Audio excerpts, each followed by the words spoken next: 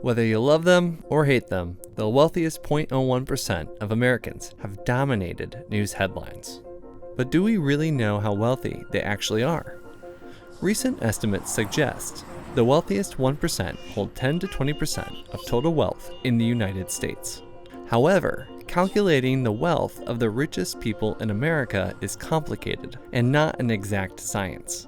There are disincentives to fully reporting their assets, difficulty identifying them, and issues with accurately valuing their ownership in companies. It's very hard to measure wealth for several reasons. First, unlike income, several components of wealth, there aren't actually agreed upon values even. So private business wealth, it's not transacted on a day-to-day basis in the stock market or anything like that. So values are based on estimates. Second, there isn't comprehensive data on components of wealth for anybody or the flows that come from that wealth for everybody in the US. A third reason is that the ultra-rich have fairly complex portfolios, so just understanding what's in those portfolios is challenging.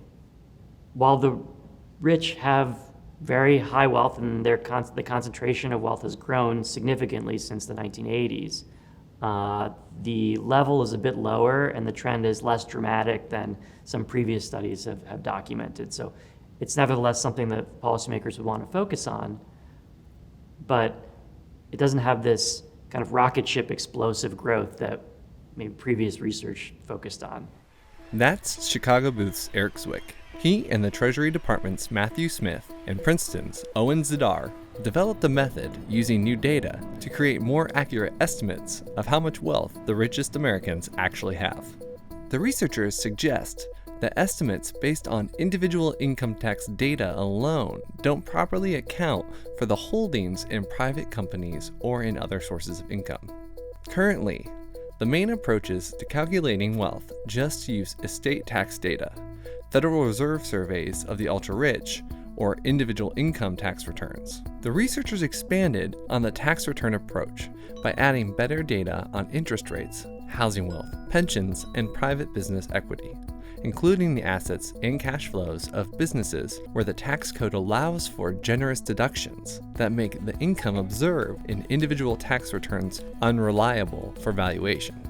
So we assemble a whole set of new data using what are called information returns that for each source and each firm that people own in certain categories, we can actually then observe that entity that they own, try and value it more precisely using the facts about that entity, like, oh, this is a business with like $100 million in revenues and $10 million in profits, $50 million of assets. We can estimate the value of that business and then apportion it to the person. Previous research hasn't had access to that data, and so hasn't been able to do that kind of precise fine-grained measurement.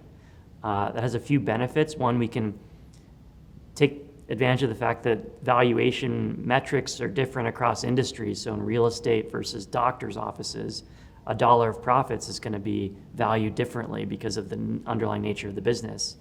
In addition, a lot of businesses generate taxable losses because of generous deductions available in the tax code. And we can adjust for that because we're not just using sort of taxable income to estimate wealth, we're also using characteristics of the business like assets and revenues.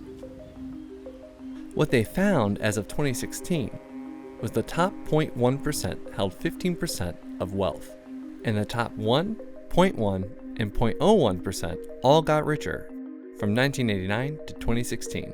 Further, their estimates suggest that the wealth of the top 1% nearly equals the wealth of the bottom 90% of Americans. According to the researchers, if we can understand where and in what form the rich are generating the most wealth, we can find the source of the growing wealth inequality in America. In terms of the composition of top portfolios, we find a larger role for private business and for equity wealth, entrepreneurial wealth more generally, relative to previous research that has emphasized more easier to value liquid assets like fixed income and stocks. We find a larger role for this kind of entrepreneurial wealth, which then tells you not just about what the level and composition of wealth is, but also where wealth inequality seems to be coming from, how the importance of closely held private business for wealth inequality, even within the top groups and the very right tail of the wealth distribution. Our research points to the importance of private business wealth and entrepreneurial wealth in driving wealth inequality.